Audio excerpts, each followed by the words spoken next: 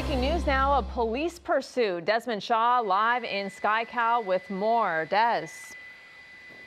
Yeah, boy, we have what's actually kind of a marathon pursuit here, Rutabaga. We are westbound on the 60 here as we come into the San Gabriel Valley. Are these speeds for real right now? Over 100 miles an hour, come into the San Gabriel Valley. Are these speeds for real right now? Over 100 miles an hour. We've had some obviously slick conditions with all the rain that we've been having. And we actually just had a couple of weather issues that we had to wait for even just to get to this pursuit. This is coming back in the area where we first heard about this, and it all started with someone that was weaving in the roadway. CHP saw that, decided that they wanted to light them up, and the pursuit was on. It went from the Hacienda Heights area west towards East LA and then doubled back and went all the way to the Inland Empire. Really crazy driving here. You can see on the right-hand shoulder, again, with these slick conditions, there could be pulled up water right there. Very, very scary stuff. He had his lights off completely, was totally blacked out at one point, and this is just insane. This driver right here, that they, for something that could have been, a pretty minor thing, you have to imagine that something else is going on behind the scenes with this person for them to be rolling the dice out here literally with their life, the way they are driving with these slick roadways. So, the rain has stopped, so it's not super slick out here, but there's definitely still some residual moisture out there on the roadway, and we've got a pursuit over 100 miles an hour. There, the lights are off again. Here as we are blasting westbound on the 60, making our way through Industry and Hacienda Heights, guys. Just so scary because all of these people, people are traveling after the holidays. We're kind of in the middle of this holiday travel period right now, and to turn the lights off like that at this speed, Desmond, is really frightening on these roadways. Absolutely, and look at this on the right-hand shoulder and the gore point right there. Again, you hit one little bit of standing water that could be sitting there, or some debris, or anything like that, and it's game over for this driver, and he could, end up taking out some other people with him. That's what's really scary about this. Just flying down the roadway, 110 miles an hour, no lights on, and we're not. It's not driving a Ferrari here, but he's kind of driving it like it's a sports car. But this is an SUV, a GMC, we believe. It is wanted for the most minor of things. I don't know if CHP maybe thought that they were under the influence or something. We know that this is a maximum enforcement period for CHP, where they have a lot of units out there looking for, anything to pull people over for, and it sounds like that's kind of what started all of this. But this is just incredible. CHP actually gave up a different pursuit earlier this evening that we were going to go to. That was someone who was going really fast, and I think it was still raining at that point. And CHP just said, you know what, it's not worth it to endanger people for someone, and that person got away. And it seems like this person is almost kind of daring CHP to continue to pursue them, and so far they are. They've got their helicopter overhead as well. Just making record timing here across the San Gabriel Valley, westbound 60. You see we're coming up to Hacienda Boulevard. He's been on the freeway almost the entire time. He's only gotten off very briefly. He got off around Central in the Chino area.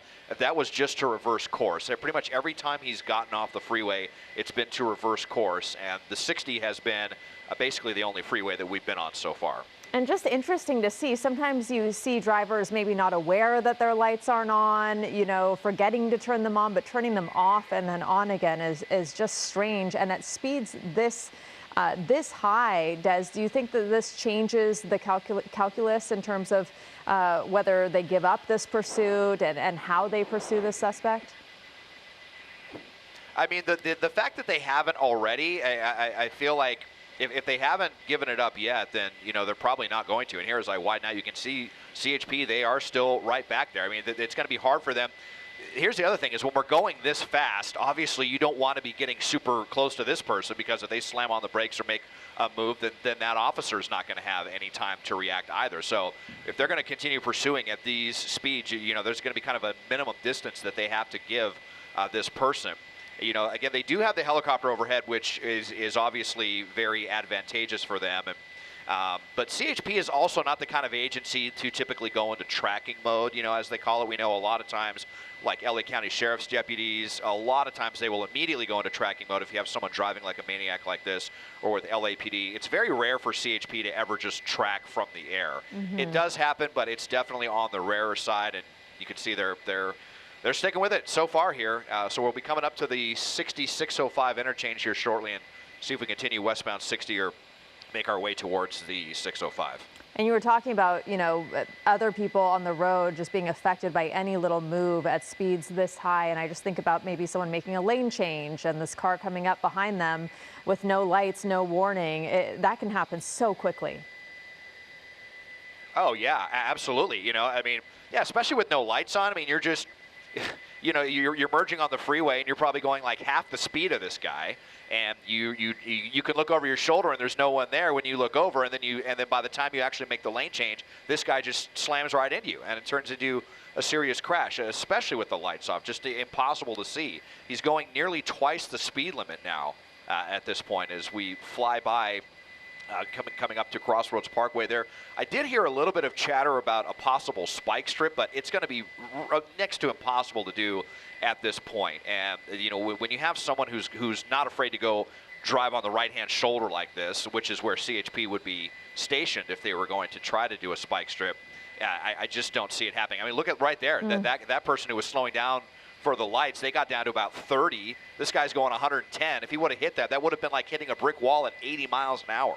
Yeah, exactly. That's, and we've seen some pursuits end in the worst way when you have someone they cannot make one wrong calculation when they're driving this fast, or they're not paying attention for a sec, slam into the back of a big rig, and it can end in tragedy. So I can't imagine what is going on with this person for them to be taking these kinds of risks, but they are, and we are now past the 605, so sticking with the westbound 60. This is the second time that we've been on this stretch of the westbound 60. So nerve-wracking watching these speeds. He's slowed down a little bit there, as you were just talking, less than 100 miles per hour, if that means anything. And, Des, earlier we were talking about this maximum enforcement period. We got the numbers in from CHP and from law enforcement agencies kind of around the state during this period. It's actually pretty surprising how many people were cited or arrested for going over 100 miles per hour.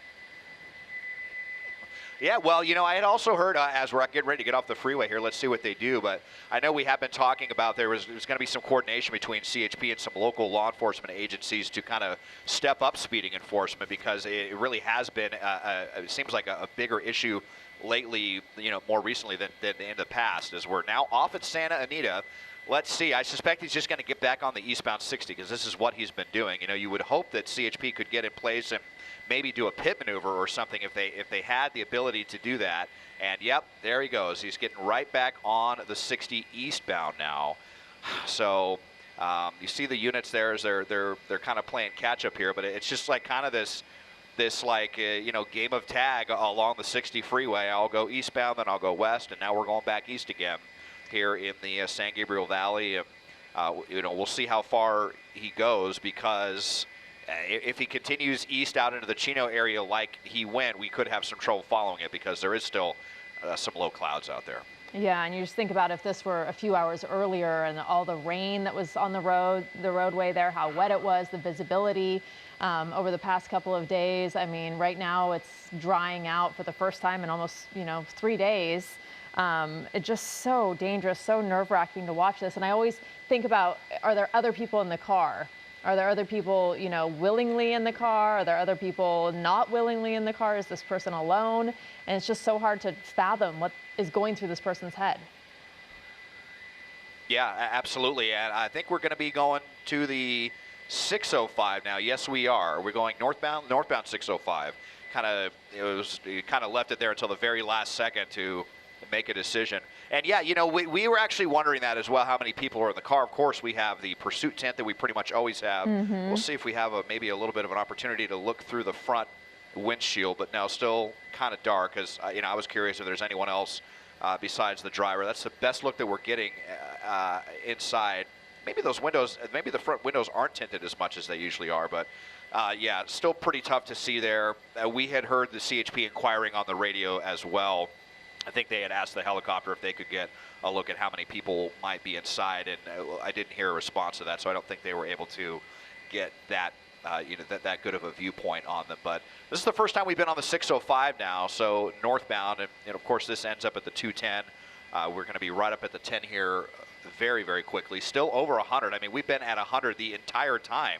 The only time we weren't is when we were briefly off the freeway, and then he was making that transition. And I was, half thinking he might lose control there on the transition ramp going so fast. But Yep, and we may have some clouds in the distance as well up around the 210 freeway. So we'll just see what happens. But yeah, if he sticks to these left lanes, he's going to pass the 10 and make his way towards Irwindale and the 210 freeway. Yeah, and you wonder what other people on the roadway are thinking too. So this started when, Des? About 15 minutes ago?